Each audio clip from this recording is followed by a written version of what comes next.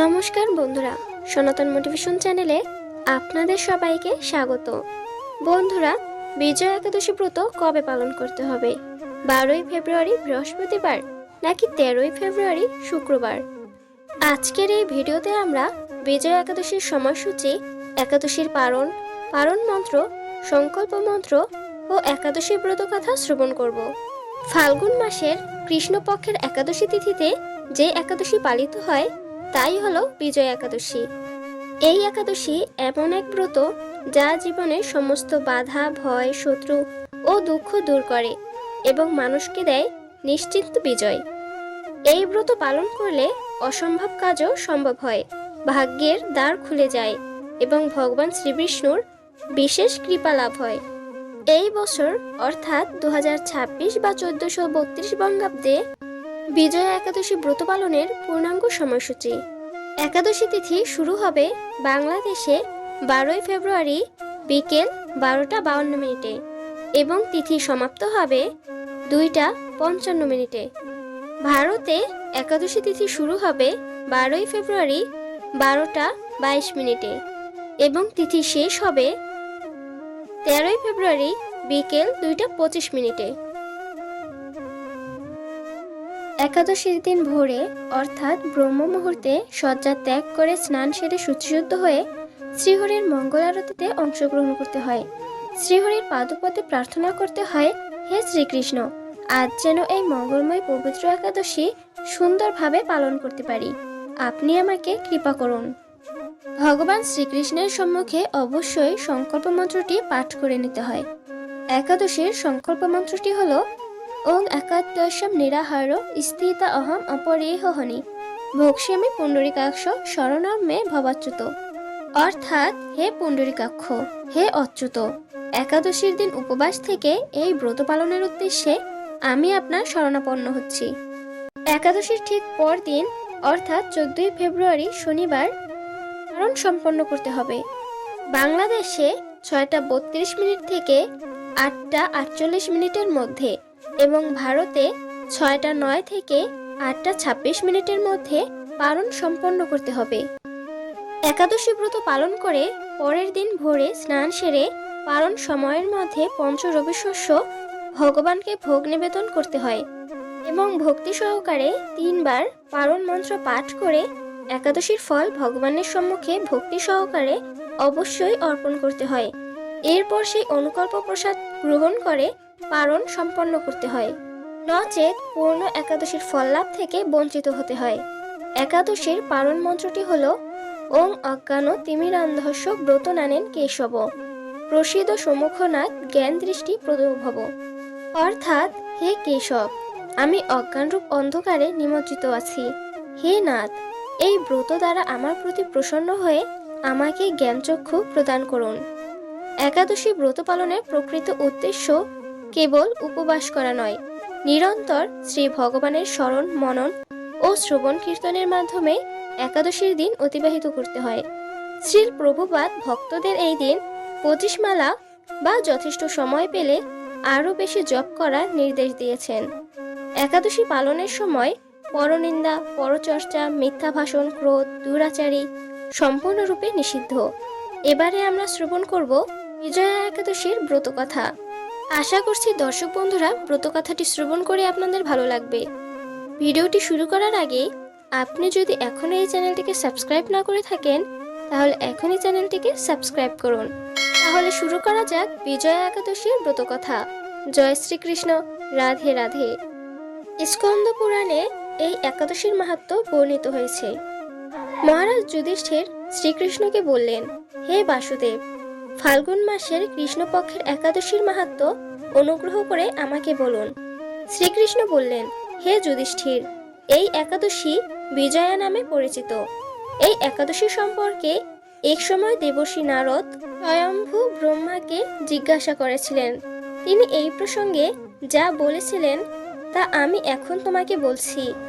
এই পবিত্র পাপ বিনাশকারী ব্রত মানুষকে জয়দান করে বলে বিজয়া নামে প্রসিদ্ধ। পুরাকালে শ্রী রামচন্দ্র 14 বছরের জন্য বনে গিয়েছিলেন। সীতা ও লক্ষ্মণের সঙ্গে তিনি পঞ্চবটির বনে বাস করতেন। সেই সময় লঙ্কাপতি রাবণ দেবী সীতাকে হরণ করে। সীতার অনুসন্ধানে রামচন্দ্র চতুর্দিক ভ্রমণ করতে থাকেন। তখন মৃতপ্রায় জটায়ুর সাথে তার সাক্ষাৎ হয়। জটায়ু রাবণের সীতাহরণের সমস্ত বৃত্তান্ত রামচন্দ্রকে জানিয়ে মৃত্যুবরণ করে। এরপর সীতা উদ্ধারের জন্য বানররাজ সুগ্রীবের সাথে তিনি বন্ধুত্ব স্থাপন করেন। ভগবান রামচন্দ্রের কৃপায় হনুমান লঙ্কায় গমন করেন। সেখানে অশোক বনে সীতা দেবীকে দর্শন করে শ্রীরাম প্রদত্ত অঙ্গুরীয় আংটি তাকে অর্পণ করেন। ফিরে এসে শ্রী রামচন্দ্রের কাছে লঙ্কার সমস্ত ঘটনার কথা ব্যক্ত করেন। হনুমানের কথা শুনে রামচন্দ্র সুগ্রীবের পরামর্শে সমুদ্র তীরে যান। সেই দুস্তর সমুদ্র দেখে তিনি লক্ষ্মণকে বললেন, হে লক্ষ্মণ, কিভাবে এই অগাধ সমুদ্র পার হওয়া যায় তার কোনো উপায় খুঁজে পাচ্ছি না।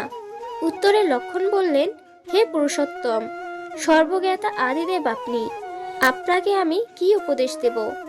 তবে বগদালভ্য নামে এক মুনি এই দ্বীপে বাস করেন। এখান থেকে 4 মাইল দূরে তার আশ্রম।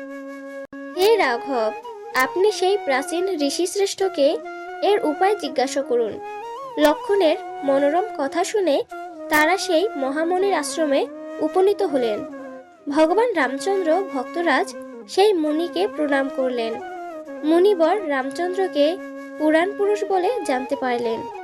আনন্দ ভরে জিজ্ঞাসা করলেন, হে রামচন্দ্র, কি কারণে আপনি আমার কাছে এসেছেন তা কৃপা করে বলুন। শ্রী রামচন্দ্র বললেন, হে মুনিবর, আপনার কৃপায় সৈন্যসহ আমি এই সমুদ্র তীরে উপস্থিত হয়েছি। রাক্ষসরাজের লঙ্কা বিজয় করাই আমাদের প্রধান উদ্দেশ্য। যাতে এই ভয়ঙ্কর সমুদ্র উত্তীর্ণ হতে পারি তার উপায় জানবার জন্য আমরা আপনার কৃপা প্রার্থনা করি। মুনিবর প্রসন্ন চিত্তে পদ্মলোচন ভগবান শ্রী রামচন্দ্রকে বললেন, হে রাম, আপনার অভীষ্ট সিদ্ধির জন্য যে শ্রেষ্ঠ ব্রত করণীয় আমি তা বলছি। ফাল্গুন মাসের কৃষ্ণপক্ষের বিজয়া নামক একাদশী ব্রত পালনে আপনি নিশ্চয়ই সৈন্যসহ সমুদ্র পার হতে পারবেন। এই ব্রতের বিধি শ্রবণ করুন। বিজয় লাভের জন্য দশমীর দিন সোনা, রূপা, তামা অথবা মাটির কলস সংগ্রহ করে তাতে জল ও আম পাতা দিয়ে সুগন্ধি চন্দনে সাজিয়ে তার উপর সোনার নারায়ণ মূর্তি স্থাপন করবেন। একাদশীর দিন যথাবিধি প্রাতঃস্নান করে কলসের গলায় মালা চন্দন পরিয়ে উপযুক্ত স্থানে নারকেল ও গুবাক দিয়ে পূজা করবেন। এরপর গন্ধ, পুষ্প, তুলসী, ধূপ, দীপ, নৈবেদ্য ইত্যাদি দিয়ে পরম ভক্তি সহকারে নারায়ণের পূজা করে হরিকথা কীর্তনে সমস্ত দিন যাপন করবেন। রাত্রি জাগরণ করে অখণ্ড ঘি প্রদীপ প্রজ্বলিত রাখবেন। দ্বাদশীর দিন সূর্যোদয়ের পর সেই কলস বিসর্জনের জন্য কোনো নদী, সরোবর বা জলাশয়ের কাছে গিয়ে বিধি অনুসারে পূজা নিবেদনের পরে তা বিসর্জন দেবেন। তারপর ওই মূর্তি বেদজ্ঞ ব্রাহ্মণকে দান করবেন। এই ব্রত প্রভাবে নিশ্চয়ই আপনার বিজয় লাভ হবে। ব্রহ্মা বললেন, হে নারদ, ঋষির কথা মতো ব্রত অনুষ্ঠানের ফলে তিনি বিজয়ী হয়েছিলেন। সীতা প্রাপ্তি, লঙ্কা জয়, রাবণ বধের মাধ্যমে শ্রী রামচন্দ্র অতুল কীর্তি লাভ করেছিলেন। তাই যথাবিধি যে মানুষ এই ব্রত পালন করবেন তাদের এ জগতে জয়লাভ এবং পরজগতে অক্ষয় সুখ সুনিশ্চিত জানবে। হে যুধিষ্ঠির, এই কারণে এই বিজয়া একাদশী ব্রত পালন অবশ্য কর্তব্য। এই ব্রত কথার শ্রবণ কীর্তন মাত্রই বাজপেয় যজ্ঞের ফল লাভ হয়। আশা করছি দর্শক বন্ধুরা ব্রতকথাটি শ্রবণ করে আপনাদের ভালো লেগেছে। ভিডিওটি ভালো লাগলে অবশ্যই একটি লাইক করবেন। আর আপনি এই চ্যানেলের নতুন দর্শক হয়ে থাকলে এখনই চ্যানেলটিকে সাবস্ক্রাইব করুন। হরে কৃষ্ণ।